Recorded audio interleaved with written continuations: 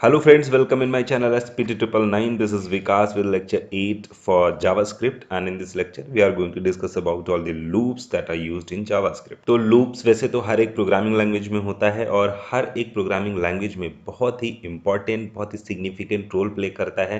तो ये एक मास्टरपीस फीचर है प्रोग्रामिंग लैंग्वेजेस का। तो आइए स्टार्ट करते हैं JavaScript में कैसे यूज़ करने वाले हैं हम लूप। तो लूप का सिंपल बेसिक मीनिंग होता है इटरेशन या फिर रेपिटेशन, किसी चीज़ का बार बार रिपीट होना। तो प्रोग्रामिंग में भी किसी प्रोग्राम में अगर आप किसी स्टेटमेंट को, जैसे मान लो कि यहाँ पे लिखा है डॉक्यूमेंट डॉट राइट और यहाँ पे हमने लिख दिया SPT999 और इस सेंटेंस को, लाइन को या टेक्स्ट को, कंटेंट को हम रिपीट करना चाहते हैं 100 टाइम्स, 1000 टाइम्स।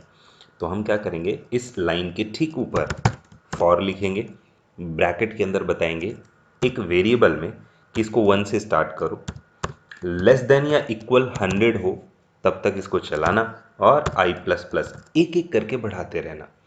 ब्रैकेट के अंदर इसको बंद कर लो। अगेन वही कि अगर एक स्टेटमेंट है तो ब्रैकेट लगाओ या ना लगाओ कोई फ़र्क नहीं पड़ता, बट एक से ज़्यादा स्टेटमेंट होते हैं लूप के अंदर तो करली ब्रैकेट लगाना कंपलसरी होता है। अभी देखो यहाँ पे हमने 100 लिखा है और इसको सेव करके देखो आप आउटपुट में 100 टाइम्स आपको ये प्रिंट मिलेगा।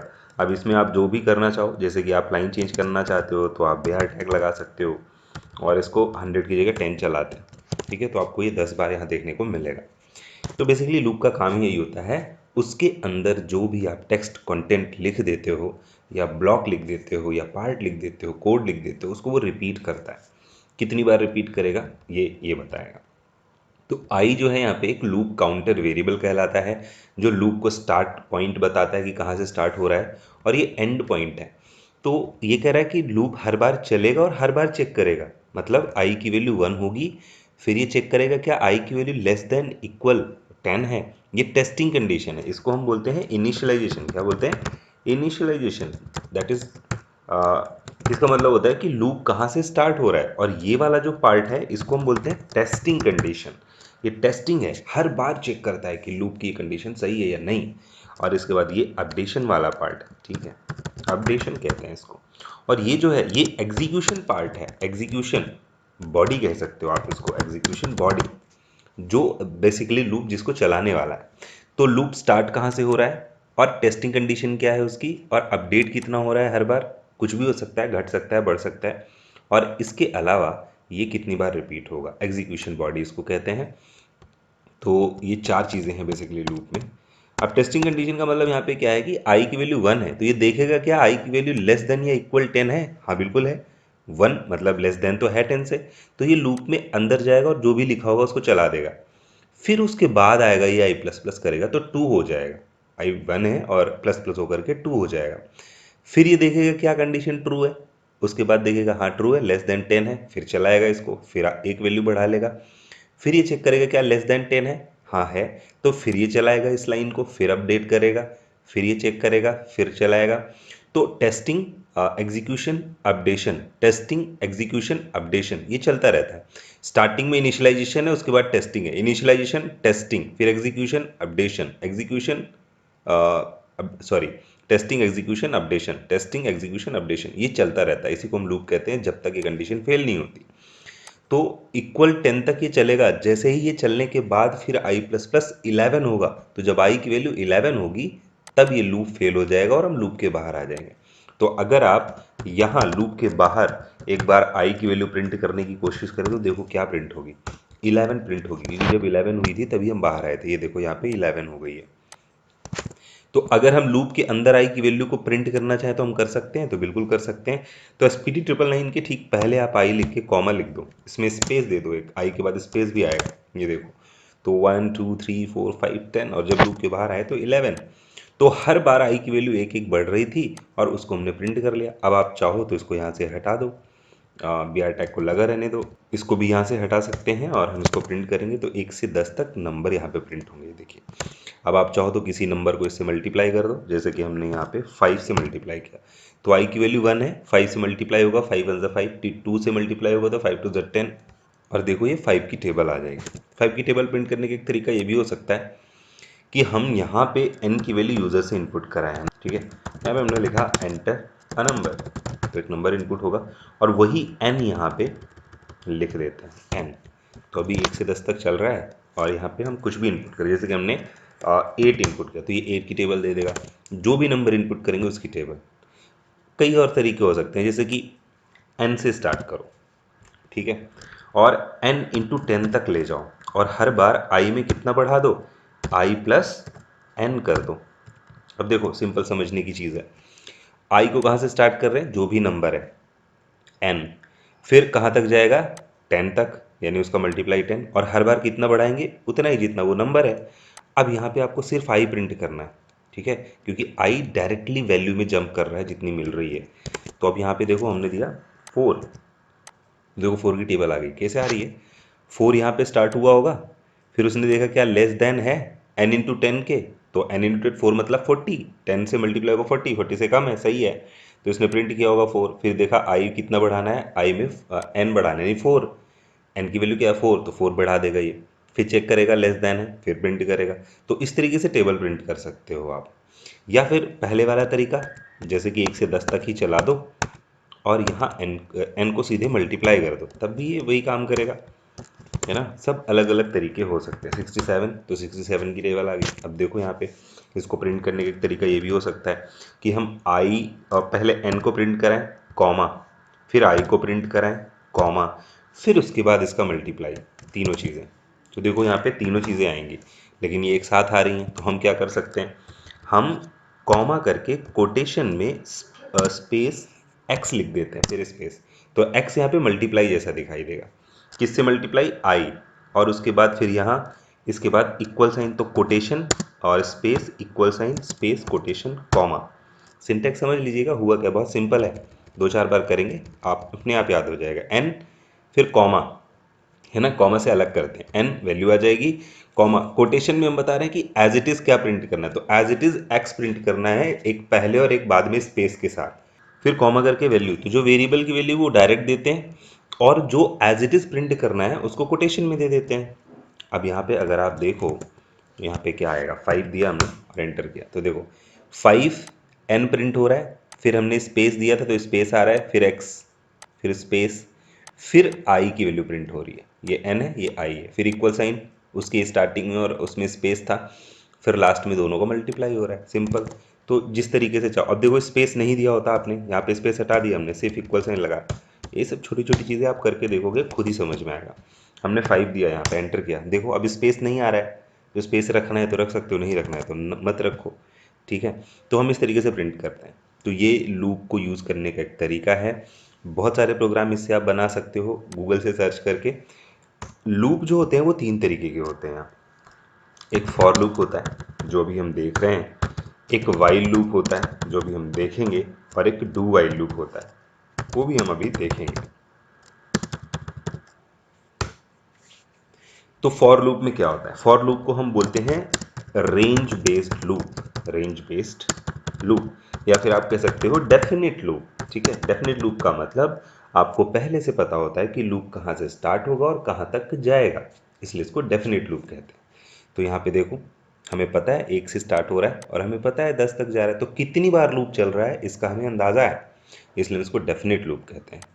तो फॉर लूप बेस्ट होता है कब, जब हमें रेंज पहले से पता हो, और दूसरा नेस्टेड वाले केस में, नेस्टेड लूप वाले केस में ये ज़्यादा बेस्ट होता है, बेस्ट इन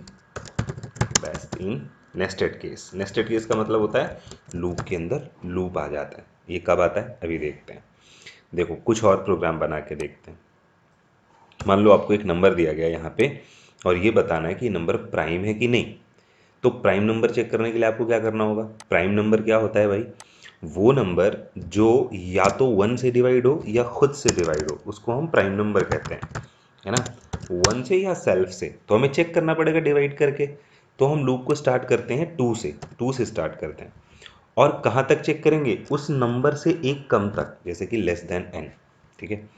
तो लेस देन n चेक किया हमने 2 से लेकर के, अब मान लो यूज़र ने कितना इनपुट किया, यूज़र ने इनपुट किया 17, तो हम लूप स्टार्ट कहाँ से कर रहे हैं, 2 से, और कहाँ तक ले जाएंगे 16 तक, 2 से 16 तक, और हर एक नंबर से डिवाइड करके चेक करेंगे कि क्या ये किसी नंबर से डिवाइड हो रहा है, नहीं हो रहा है तो ये प्राइम है, ठीक है। जो सिर्फ 1 से होगा और खुद से होगा, तो 1 से और खुद से तो सारे हो जाते हैं, बाकी किसी नंबर से नहीं होना चाहिए।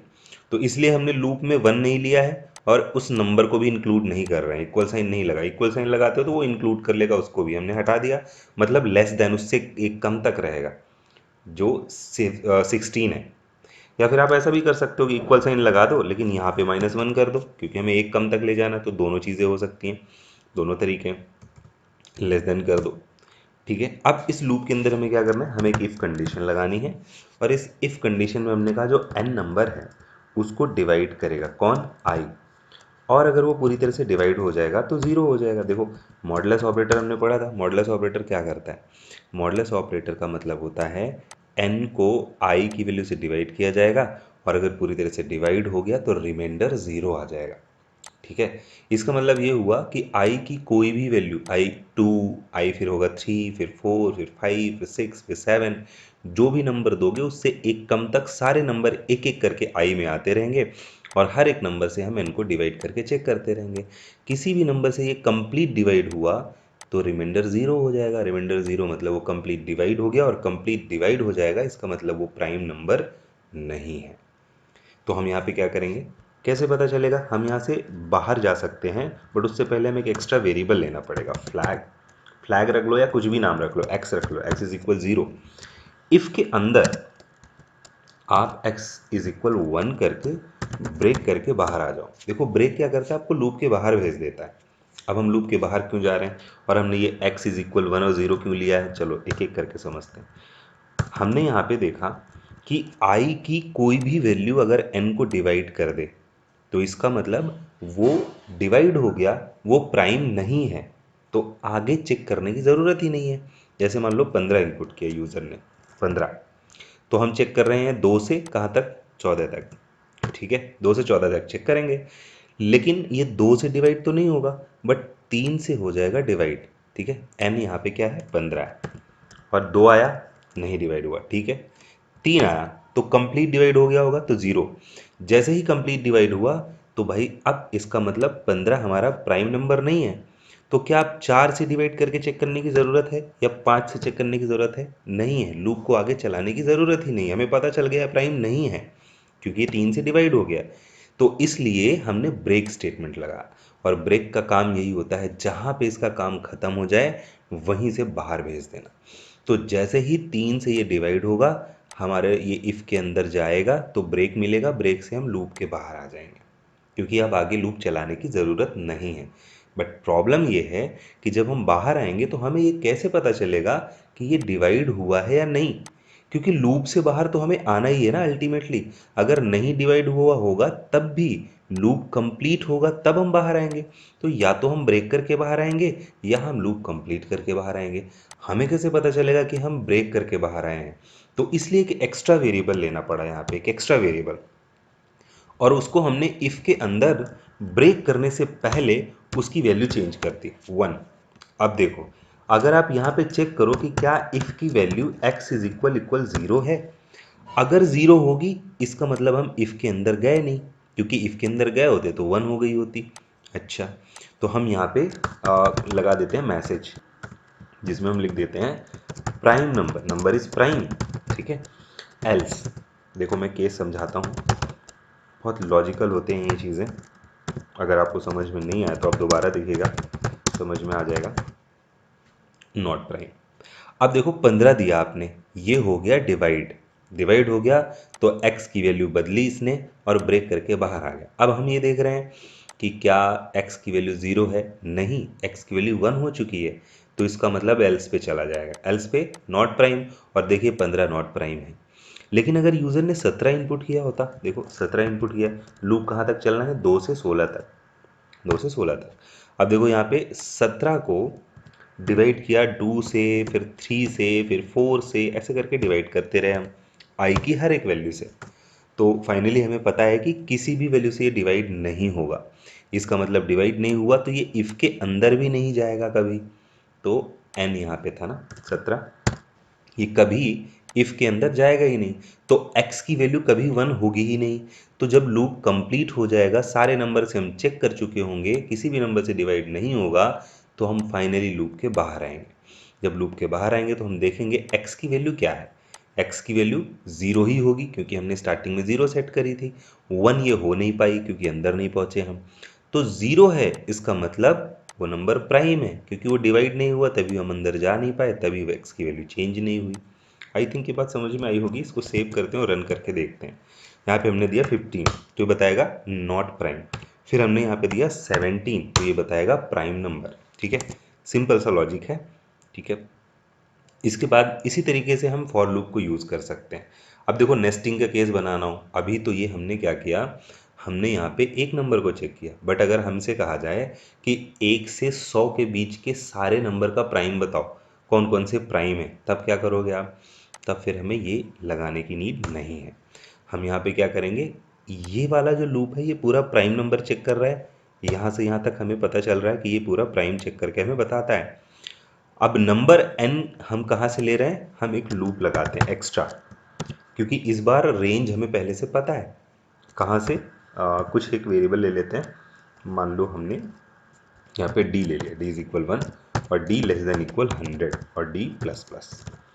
तो 1 से 100 के बीच के नंबर पता करने हैं हमें। इसको स्टार्ट करो और इस पूरे पार्ट को लूप के अंदर रख दो, क्योंकि ये पूरा पार्ट ही तो चेक करता है कि ये कोई नंबर प्राइम है या नहीं। और वो जो नंबर जिसे हमें चेक करना है वो हमें कहाँ से मिलेगा, वो हमें इस लूप से मिलेगा।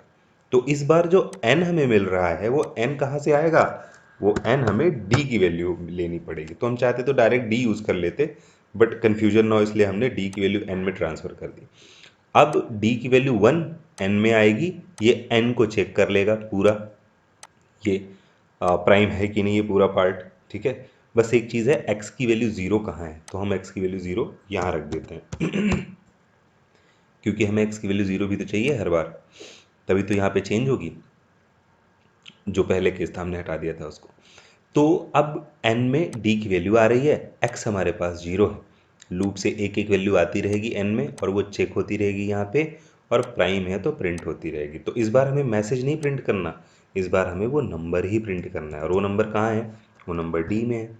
ठीक है, तो प्रिंट कर देना d को, स्पेस स्पेस दे देते हैं या फिर लाइन चेंज कर देते हैं pr। और अगर नंबर प्राइम नहीं है तो उस केस में हमें कुछ नहीं करना, इसलिए इसको हटा दो, एल्स, बस हो गया। इसको सेव करो और रन करके देखो आप, 1 3 5 7 11 13 सारे 1 से 100 के बीच के जितने भी प्राइम नंबर हैं वो सारे प्रिंट हो गए। देखो सिंपल है। इसी को हम नेस्टिंग का केस बोलते हैं, जब एक लूप के अंदर दूसरा लूप आ जाए, दूसरे के अंदर तीसरा आ जाए, तब हम नेस्टिंग बोलते हैं। और जो फॉर लूप होता है वो नेस्टिंग के केस में बेस्ट होता है, क्योंकि इसको समझना आसान है कि कहाँ से स्टार्ट हो रहा है कहाँ एंड हो रहा है। तो हमने ये दो प्रोग्राम यहाँ पे कर लिए हैं। इसके बाद हम चलते हैं वाइल लूप पे। देखो वाइल लूप, फॉर लूप, ये सब मिक्स होकर के यूज़ होते हैं। जो वाइल लूप है उसको हम बोलते हैं कंडीशन बेस्ड लूप, और ये इंडेफिनिट लूप है। इंडेफिनिट लूप इसलिए क्योंकि इसमें रेंज पता नहीं होती है। ठीक है, और वाइल लूप तब बेस्ट होता है जब हमें पहले से पता ना हो कि एक्चुअल में लूप कितनी बार चल रहा है। हमारे पास कोई कंडीशन हो सकती है और वो कंडीशन जब तक ट्रू मिलती रहेगी लूप चलता रहेगा। ठीक है, तो अच्छा, ऐसा नहीं है कि फॉर लूप का प्रोग्राम हम वाइल से नहीं बना सकते हैं बिल्कुल सारे प्रोग्राम बन जाएंगे, बट डिपेंड करता है। जैसे कि आपके पास बाइक भी है, कार भी है, आप बाइक से भी कहीं जा सकते हो, कार से भी जा सकते हो, बट डिपेंड करती है सिचुएशन, कहाँ पे कार कब बेटर रहेगी। बारिश हो रही है, धूप बहुत है तो कार बेटर रहेगी, या फिर आप मौसम अच्छा है, एंजॉय करना चाहते हो तो बाइक बेटर रहेगी, आसपास है तो बाइक बेटर रहेगी, है ना, ट्रैफिक है तो बाइक बेटर रहेगी। तो सिचुएशन वैसे यहाँ पे है कि रेंज बेस्ड है, पहले से पता है, और नेस्टिंग बहुत ज़्यादा होनी है तो आप फॉर लूप यूज़ कर सकते हो। और नेस्टिंग का केस नहीं है या फिर रेंज पता नहीं है, कंडीशंस पता है, कंडीशन बेस्ड है, तो आप वाइल लूप यूज़ कर सकते हो। कैसी कंडीशन हो देखो यहाँ पे, जैसे मान लो आपके पास एक नंबर है, ये यूज़र से इनपुट करा सकते हो, यहाँ पे दे दो आप। ठीक है, इस नंबर को आपको रिवर्स करना है, तो रिवर्स करने के लिए आपको क्या करना है, हर एक नंबर का डिजिट निकालना है, आपको एक एक डिजिट निकालना है, फिर उसको रिवर्स करके कैसे लिखना होगा देखो। जैसे आपके पास 3 आ गया तो आप 3 इंटू 10 करेंगे, प्लस करके 2 को ऐड कर देंगे, तो क्या बनेगा, ये बनेगा 32। फिर 32 में 10 को मल्टीप्लाई करके फिर 1 ऐड कर देंगे, ये क्या बन जाएगा, 3 2 1। ऐसे ही हमें इसी प्रोसेस से चलना है, एक एक डिजिट निकालते जाना है, 10 का मल्टीप्लाई करना है और अगले डिजिट को ऐड कर देना है। बट ये हमें बार बार रिपीट करना है, तो हमें लूप के अंदर रखना पड़ेगा इसको। तो हम लूप कौन सा यूज़ करेंगे? वाइल, क्योंकि हमें इसमें पता नहीं कि स्टार्ट कहाँ से करना है, बस एक कंडीशन है कब तक करना है। आप एन का एक एक डिजिट निकालते जाओगे तो आपको पता है लास्ट में एन ज़ीरो हो जाएगा, क्योंकि आप 3 निकालोगे, 2 निकालोगे, 1 निकालोगे। अगर 4 डिजिट हुए तो लूप 4 बार चलेगा, 5 डिजिट हुए तो लूप 5 बार चलेगा, 3 है तो लूप 3 बार चलेगा। तो इसका मतलब ये पता नहीं हमें पहले से लूप कितनी बार चलेगा। ये तो यूज़र जब नंबर इनपुट करेगा उसी टाइम पे पता चलेगा लूप कितनी बार चलना है, जितनी बड़ी वैल्यू होगी उतनी बार चलना है। तो इसलिए वाइल लगाएंगे और कहेंगे कि जब तक n ज़ीरो ना हो जाए तब तक लूप को चलाते रहना, क्योंकि एक एक करके डिजिट कम हो रहे हैं तो फाइनली जो n है वो ज़ीरो हो जाएगा। तब इसका मतलब ये होगा कि हमारा नंबर ख़त्म हो चुका है, सारे डिजिट निकल आए हैं, और जब तक ना मिले चलते रहना। तो इसलिए यहाँ पे कंडीशन दे दी हमने। अब हम क्या करेंगे, एक डिजिट निकालेंगे। डिजिट कैसे निकालेंगे? जो n है उसमें 10 को मॉड्यूल कर दो। जब आप 10 से मॉड्यूल करोगे तो लास्ट डिजिट रिमाइंडर बच जाएगा, वही r में आ जाएगा। आप इसको करके देख लेना अलग से मैथमेटिकली।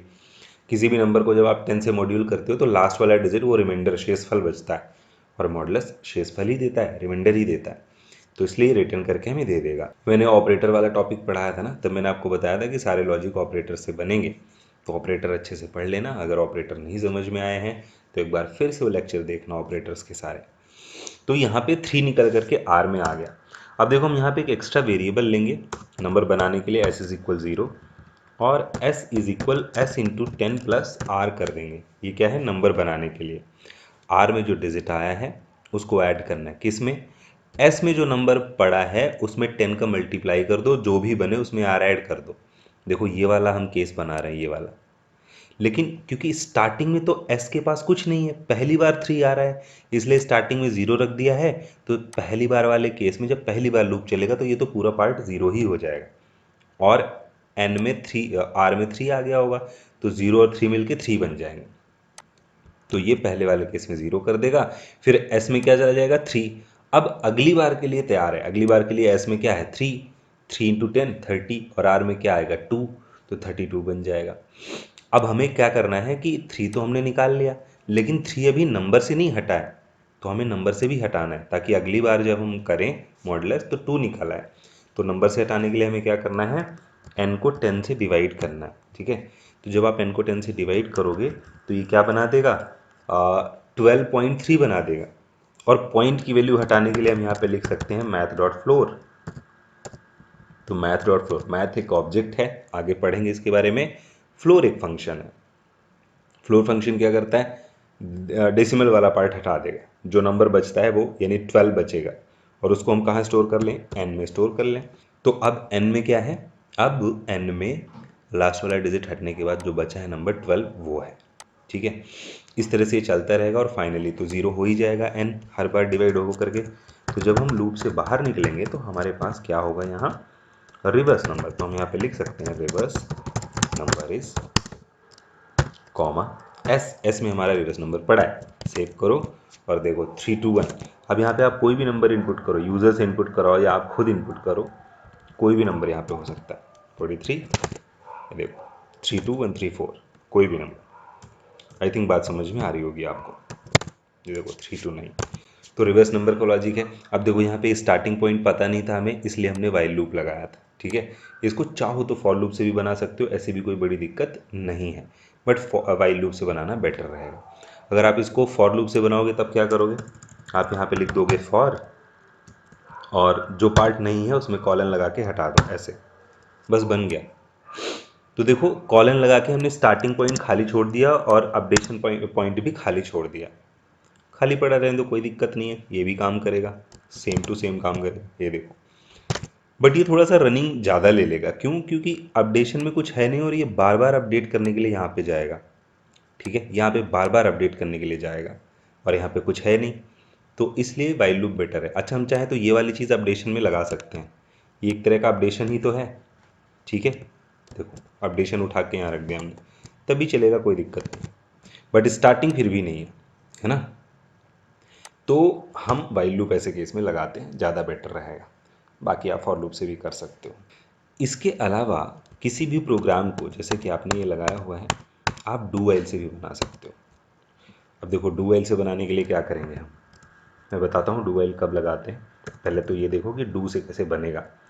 आप यहाँ पे लगा दो डू, ठीक है, और यहाँ पे लगा दो वाइल, लास्ट में while n is greater than 0। देखो n हमारे पास है, हमने ये किया। अब देखो यहाँ पे 3 to 6 आ रहा है, आप कोई भी नंबर यहाँ पे दो। देखो डू वाइल से भी वही काम हो रहा है, कोई दिक्कत नहीं है। बस अंतर क्या आ रहा है, वाइल में कंडीशन पहले चेक हो रही थी, डू वाइल में कंडीशन बाद में चेक होती है, ठीक है। It checks the condition at last, ठीक है। इसलिए इसको एग्जिट कंट्रोल लूप भी कहते हैं, एग्जिट कंट्रोल लूप। तो इसको क्या बोलेंगे, एंट्री कंट्रोल, क्योंकि ये स्टार्टिंग में कंडीशन चेक कर लेते हैं। ये भी एंट्री कंट्रोल था, स्टार्टिंग में लूप चेक करते हैं, एंट्री कंट्रोल लूप स्टार्टिंग में कंडीशन चेक करते हैं, लेकिन ये बाद में चेक करता है, इसलिए इसको एग्जिट कंट्रोल कहते हैं। तो कंडीशन पहले चेक करो या बाद में चेक करो, प्रोग्राम तो सेम आउटपुट देगा, लेकिन कुछ केसेस में प्रोग्राम में आउटपुट बदल जाता है। डू वाइल स्पेशल केस के लिए होता है, डू वाइल हमेशा यूज़ नहीं होता है। तो वाइल और फॉर ज़्यादा यूज़ करते हैं, डू वाइल हम कब यूज़ करते हैं। डू वाइल की ख़ास बात ये है, स्पेशल है ये, इन दोनों से अलग है। डू वाइल तब यूज़ करते हैं जब हम चाहते हैं कि हमारा प्रोग्राम कम से कम एक बार ज़रूर चले, क्योंकि कंडीशन हो सकता है पहली बार में फेल हो, हमारा डू वाइल एक बार ज़रूर चलेगा। जैसे मैं आपको ये समझाता हूँ, मान लो यहाँ पे हमने एक वेरिएबल लिया i इज़ इक्वल 10 और हमने फॉर लूप लगाया। फॉर लूप में हमने कहा i इज़ इक्वल 10 है, ठीक है। ये स्टार्टिंग में यहाँ लिखने के बजाय हम यहाँ पे लिख सकते हैं, चलो हमने यहाँ से हटाया, यहीं पे लिख दिया i इज़ इक्वल 10। फिर हम कह रहे हैं कि अगर i की वैल्यू लेस देन या इक्वल 0 हो तो इसको चलाना, अदरवाइज मत चलाना। अब देखो आप यहाँ पे हमने क्या लिखा है, कुछ भी लिख दिया, हेलो इंडिया लिख दिया, ठीक है। अब क्या करना चाहिए इसको, देखो यहाँ आई की वैल्यू क्या है 10, कह रहा है आई की वैल्यू लेस देन या इक्वल 0 है तो लूप को चलाना। तो क्या लूप चलेगा, नहीं चलेगा, क्योंकि कंडीशन पहली बार में फेल हो रही है। आई की वैल्यू 10 है और कह रहे हो कि आई की वैल्यू लेस देन या इक्वल 0 हो तब चलाना, तो कैसे चल जाएगा। ठीक वही चीज़ है, अगर आप वाइल लूप लगा दोगे तो वाइल लूप में आप क्या कह रहे हो, अब वाइल लूप में कैसे करेंगे इसको, तो आई इज इक्वल 10 ऊपर लिखना पड़ेगा, आई लेस देन इक्वल कंडीशन यहाँ पे लगाओ, और जो आई प्लस प्लस है उसको आप यहाँ कर सकते हो, ऐसे ये तरीका होता है, ये काम करेगा। लेकिन अब यहाँ पे देखो कंडीशन पहली बार में फेल हो रही, कह रहा है कि आई की वैल्यू 10 है और यहाँ कह रहा है आई की वैल्यू लेस देन या इक्वल 0 हो तभी चलाना। देखो यहाँ पे नहीं चलेगा, ये भी नहीं चला रहा है। लेकिन अगर हम डू वाइल कर दें, डू और कंडीशन बाद में चेक कर रहे हैं, अब देखो इतना सिंपल सा लॉजिक है ये, ठीक है। हम कंडीशन बाद में चेक कर रहे हैं 0, तो ये कंडीशन यहाँ से हटा दो आप। तो जब आप चेक ही बाद में कर रहे हो, उसको पहले पता ही नहीं है कोई कंडीशन, तो वो चला ही देगा। तो डू मतलब करो, क्या करना है, हेलो इंडिया प्रिंट करो, फिर आई की वैल्यू बढ़ाओ, बढ़ा लेगा, फिर चेक करेगा क्या आई की वैल्यू लेस देन इक्वल 10 है, तब उसे पता चला नहीं भाई ऐसा तो बिल्कुल नहीं है, तो वो दोबारा नहीं चलाएगा, लेकिन एक बार तो चला ही देगा। ये देखो हेलो इंडिया एक बार आ जाएगा। तो ये इसकी स्पेशलिटी है कि जो डू वाइल है it runs at least once, runs at least once, एक बार जरूर चलता है, कंडीशन भले पहली बार में फेल हो जाए। तो कभी कभी ऐसी सिचुएशन आती है कि हम लूप को एक बार चलाना चाहते हैं कि भाई पहली बार तो चलो, कंडीशन दोबारा फेल मिले तो मत चलाना, लेकिन स्टार्ट तो करो इसको। तो अगर ऐसा कोई केस आता है तब हम वहाँ पे डू वाइल लगाते हैं, अदरवाइज हम फॉर और वाइल से काम चलाते हैं। चलो तो हमने लूप ऑलमोस्ट समझ लिए हैं, इससे रिलेटेड कुछ और प्रोग्राम बना करके देखते हैं। जैसे मान लो यहाँ पे हमने लगाया पैटर्न प्रिंट करना है आपको।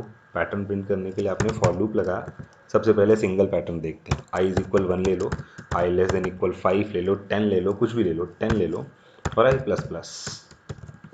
और यहाँ पे हमने लिखा document dot right star print करके। आपको पता है क्या होने वाला है, 1 से 10 तक स्टार प्रिंट हो जाएंगे, ठीक है, नो प्रॉब्लम। अब अगर हम इस पूरे लूप को उठा के दूसरे लूप के अंदर रख दें, देखो i is equal 1, I less than sorry j ले लेते हैं, j is equal 1, j less than equal 10 और j प्लस प्लस। देखो ये कैंसिल किया हमने, यहाँ पे आके क्लोज कर दिया। तो आपको पता है कि ये वाला लूप क्या कर रहा था, 10 स्टार प्रिंट कर रहा है, और इस लूप को हमने एक लूप के अंदर रख दिया है। ऑब्वियसली ये क्या कर रहा है, ये लूप इस लूप को 10 बार रिपीट करेगा, और ये लूप खुद 10 बार चल रहा है, यानी दोनों को मिला लिया जाए तो लूप 100 बार चलेंगे। और स्टार कितने आएंगे, 100। ये देखो, क्योंकि ये 1 से 10 तक स्टार प्रिंट करेगा, फिर बाहर आएगा, ये वाला लूप एक बढ़ेगा, तो ये खुद 10 बार चल रहा है ना। तो लूप के अंदर लूप ऐसा ही होता है, ये 10 बार चल रहा है, 10 बार इसको चलाएगा, और ये खुद 10 बार चल रहा है। तो अच्छा, हम चाहते हैं कि जब ये एक बार चल जाए तो लाइन चेंज कर दो। तो आप यहाँ पे आकर के डॉक्यूमेंट डॉट राइट लिखो, और यहाँ पे br टैग लगा सकते हो। ये देखो, तो जब ये वाला लूप पूरा चल जाएगा तो लाइन चेंज कर देगा, हर बार ऐसा होगा।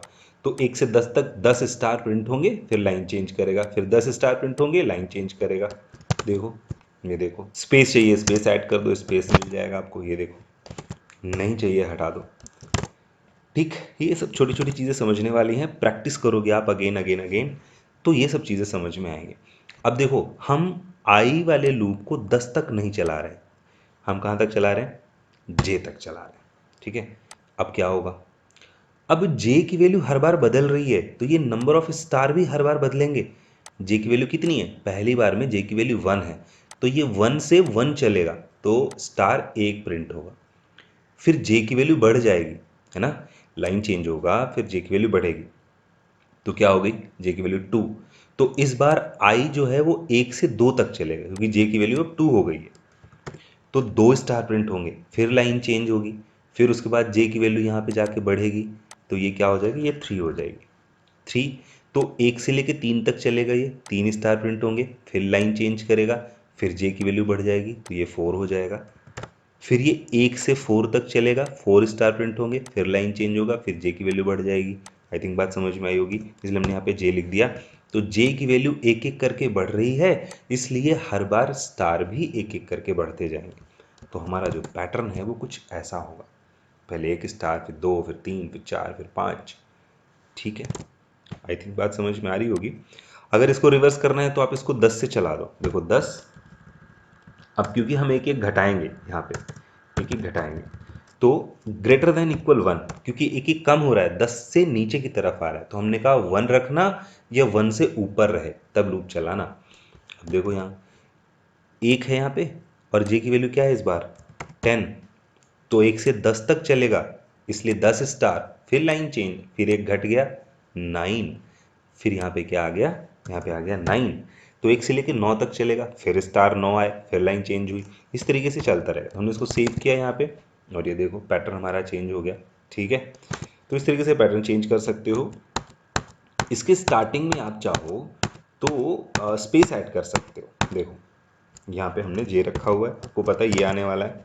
अब इसकी स्टार्टिंग में हम चाहते हैं कि स्पेस भी ऐड हो जाए, कितने स्पेस ऐड हो जाए वो हम अभी डिसाइड करेंगे। तो स्पेस के लिए हमें स्टार प्रिंट करने वाले लूप से ठीक पहले एक और लूप लगा देना है, इसका के रख लेते हैं, इसको 1 से स्टार्ट करते हैं, और कहाँ तक ले जाएंगे, तो ये बताएगा कि भाई हमें कितने कितने स्पेसेस प्रिंट करने हैं। तो हम चाहते हैं कि स्टार्टिंग में 5 या जितने भी हैं, कितने हैं, मान लो 10 हैं, तो 1 से 10 तक पहली बार कितना चल रहा है, 1 से 1, तो हम स्टार्टिंग में 9 स्पेस चाहते हैं। तो हमने कहा कि लेस देन इक्वल 10 माइनस जे कर दो, 10 माइनस जे।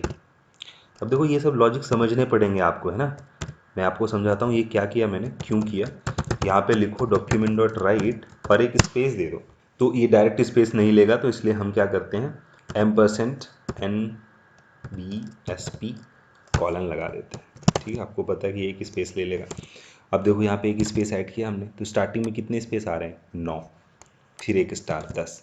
यही तो हमने किया, हमने कहा जे को घटाते जाओ, क्योंकि स्पेसेस जो है ना वो बदल रहे हैं, पहले पहले ज़्यादा हैं, फिर कम है, फिर कम है, फिर कम है, कम होते चले गए स्पेसेस, स्टार बढ़ रहे हैं, स्पेस ऊपर से कम हो रहा है, तो इसलिए हमने 10 में जे घटाया। अब जे पहले तो 1 रहा होगा, तो जे 1 घटा, तो 10 माइनस 1 यानी 9, तो यहाँ पे क्या आया, 9, तो कितने स्पेस आ गए, 9।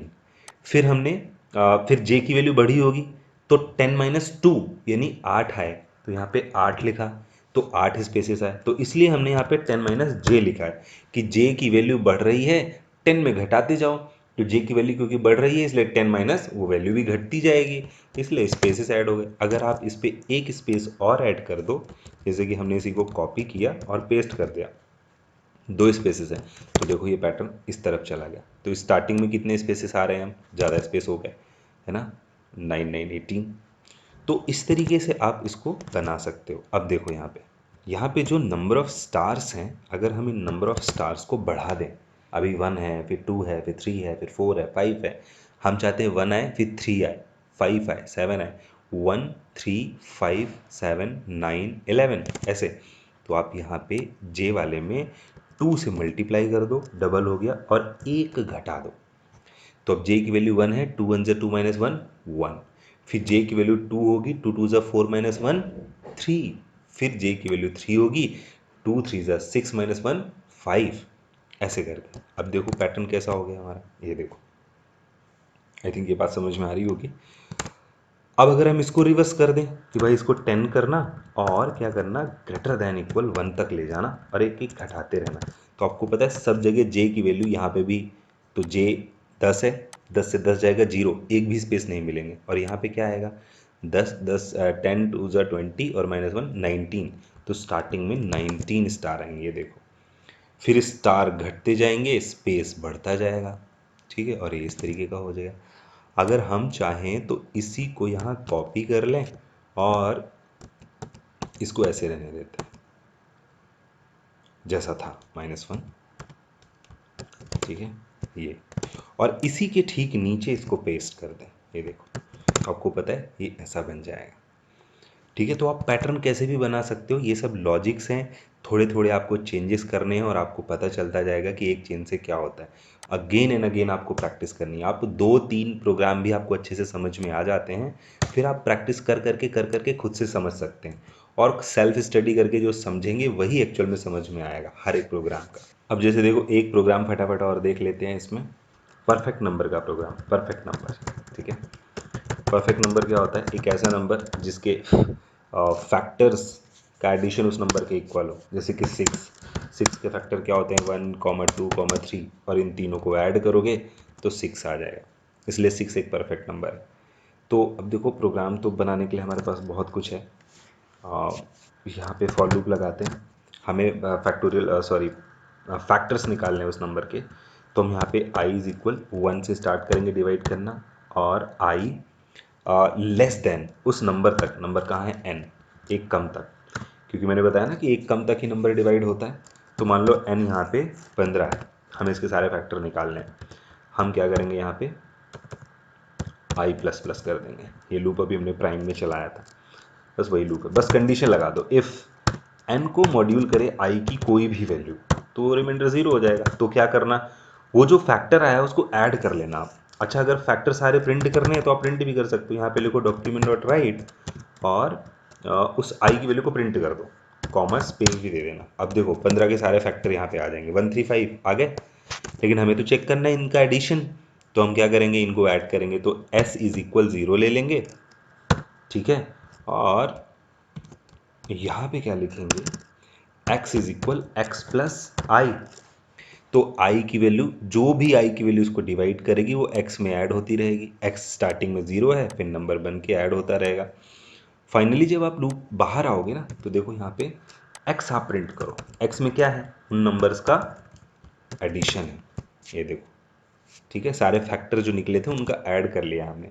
अब परफेक्ट नंबर क्या होता है, तो कंडीशन चेक करो, क्या x में जो वैल्यू आई है यानी सबका एडिशन, क्या वो n के इक्वल है।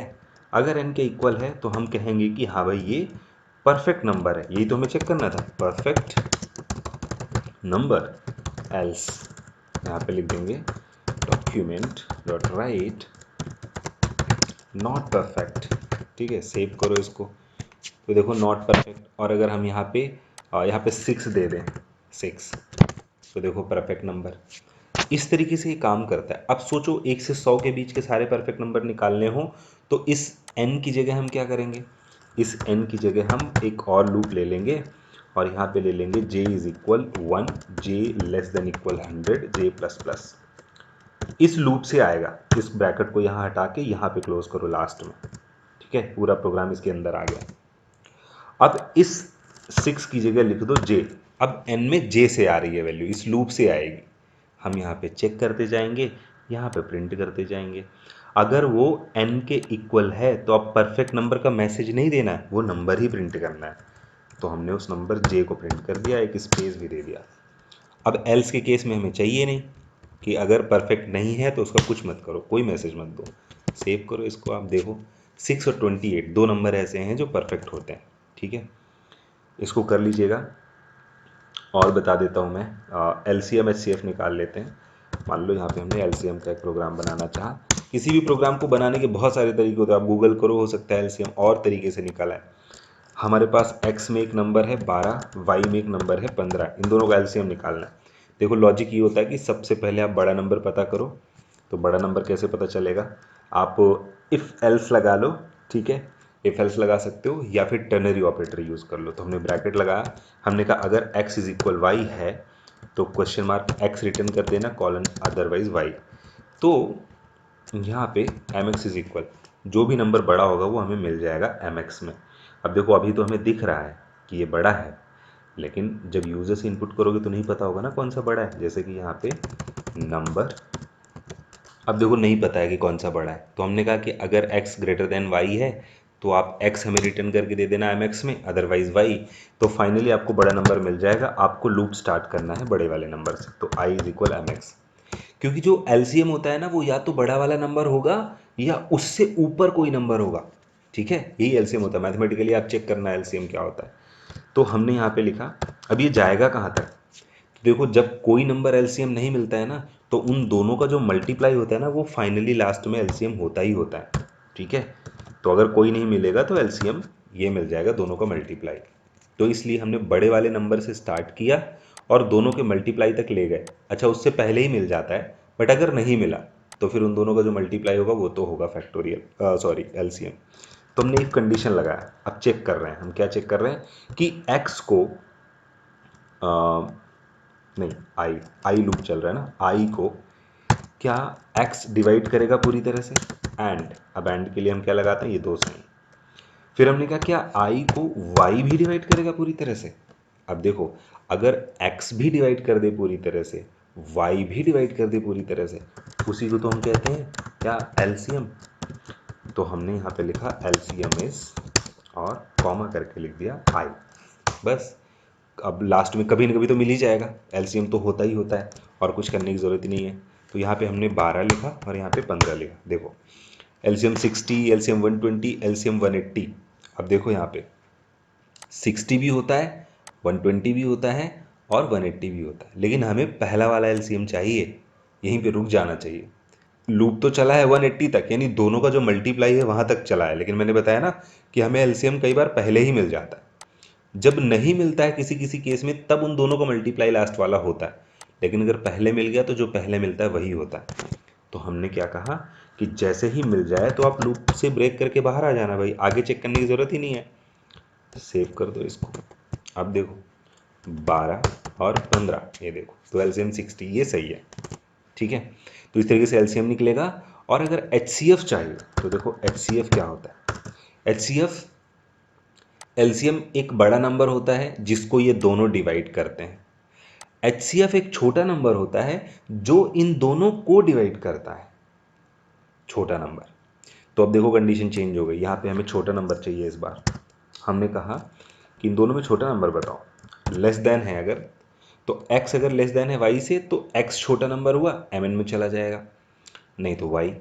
यहाँ पे हम mn से स्टार्ट करेंगे लूप को और एक एक करके घटाना है। अब देखो उल्टा हो गया लूप, एक एक करके घटाना है, 1 तक जाना है, क्योंकि हर किसी का फैक्टो जो HCF है वो 1 होता है। अगर कोई नहीं मिला तो एक एक करके घटाते चले आओ। और अब क्या करना है, x को डिवाइड करना है i से, और अगर डिवाइड हो गया, एंड y को डिवाइड करना है i से, अगर डिवाइड हो गया, तो ये HCF है। तो हम यहाँ पे लिखेंगे HCF इज। अच्छा देखो ब्रेक नहीं लगाते हैं, सेव किया हमने, यहाँ पे हमने क्या दिया 12 15। तो देखो 3 भी आया और 1 भी आया, क्योंकि सबका लास्ट में 1 होता ही होता है। लेकिन हमने कहा हमें तो पहले ही मिल गया, 3 मिल गया, तो अब उसके नीचे चेक करने की ज़रूरत ही नहीं है, तो ब्रेक कर दो। अगर नहीं मिलेगा लास्ट में तो 1 तो मिलेगा ही मिलेगा सबका। यहाँ पे हमने यहाँ लगा दिया ब्रेक, तो अभी क्या करेगा, ये 3 पे रुक जाया करेगा। हमने किया 12 15, ये देखो 3। तो इस तरीके से आप HCF निकाल सकते हैं। ये जितने भी प्रोग्राम मैंने बताए हैं आप इनको अगेन प्रैक्टिस करिएगा, देखिएगा ढंग से। अगर कोई डाउट आ रहा है तो मुझे बताइएगा। And guys, practice makes a man perfect, you know very well. आपको प्रैक्टिस करनी पड़ेगी, थोड़ा सा कॉम्प्लिकेटेड लगेगा, बहुत कुछ होता है इसके अंदर।